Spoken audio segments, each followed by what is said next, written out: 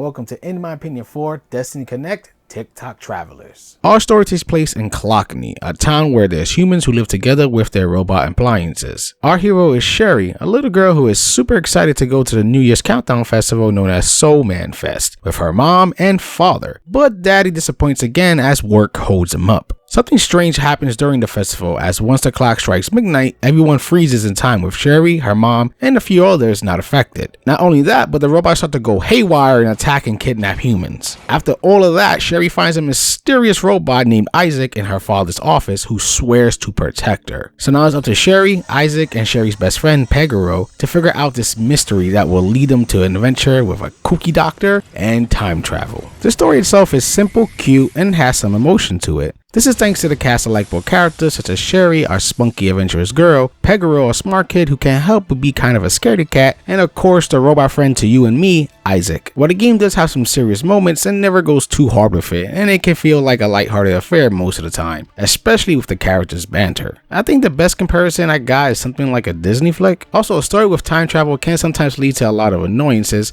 but I don't feel like that happened here, and everything was wrapped up nicely in a bow by the end credits. This is a turn-based JRPG. You can have up to 3 party members on the field with 5 playable characters overall. While you and the enemy take turns attacking one another, there is a turn tracker on the left side of the screen letting you know who's next. Besides your basic attacks, you can also defend, use items, and most importantly, you have special skills you can pull off when your meter fills up. These skills are things like healing, buffs, debuffs, and more powerful and visual pleasing attacks, with each skill draining a certain amount of SP depending on its level. There are multiple ways to fill up your SP gauge, such as attacking, getting attack, using an item, or just waiting your turn. All you need to do to earn more skills is just level up, and you're also allowed to beef up any of your skills by using certain items you find from enemy drops or chests.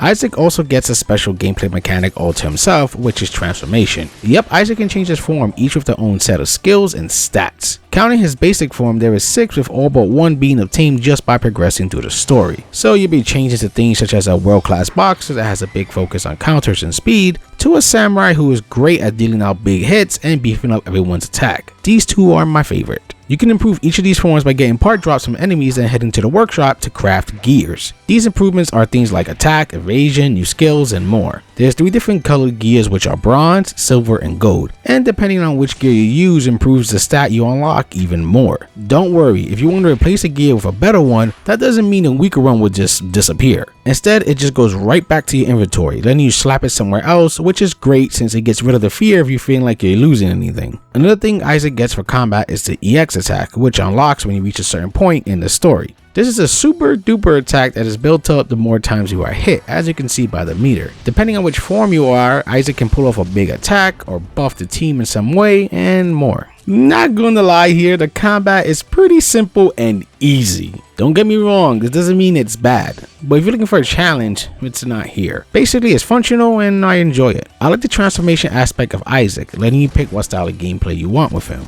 and the fact that if you pick the wrong one and have yet to attack, you can switch your form without costing you a turn. There's no random battles, thankfully, as you can see all the enemies on the field and you can even get to jump on them before a fight. When it comes to experience, the devs do the smart thing and have it be shared with all the characters, even the ones not in use, so you never feel forced to stick with the characters you started out with, which some developers still don't seem to get. There is a tiny bit of tension in battle, since if Isaac dies it's game over, so you gotta keep an eye on him. If you want the fights to go a bit faster, there is a button you can press to speed up the battle time.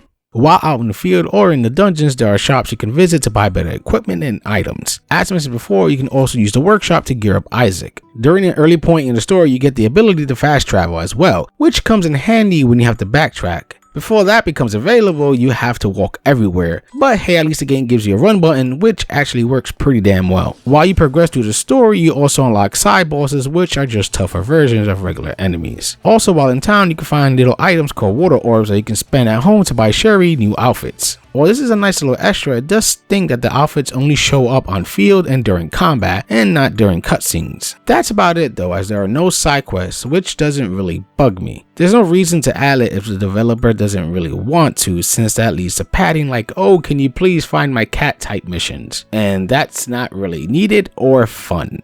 While the game is no graphics powerhouse, I will say I still like the look of it. It has a certain style to it that reminds me of older JRPG games like Evolution on the Dreamcast. It also helps they use different poses and facial animations to make the characters feel more lifelike, instead of just keeping it to one pose that will make everyone come off like a creepy doll, as it does come close to that when certain characters have a smile on their face. The character designs have a distinct look from one another, making sure not to make it feel like a copy and paste job. Isaac himself also has a nice shine to him, and of course his multiple forms differ in looks from one another. I also like how the enemy design is pretty creative as well with the whole killer appliances thing, though I will say I was disappointed that halfway through that they just started to use the same models with different colors, as I wanted more killer appliances. The world itself also looks pretty nice and colorful, and this even goes for the inside spots that have some neon lights. The camera can be kinda iffy while you're walking around, as even with its different settings it can feel rather close. Technical wise, the game ran perfectly with no real hitches. Also, if you're wondering, no, there is no voice acting.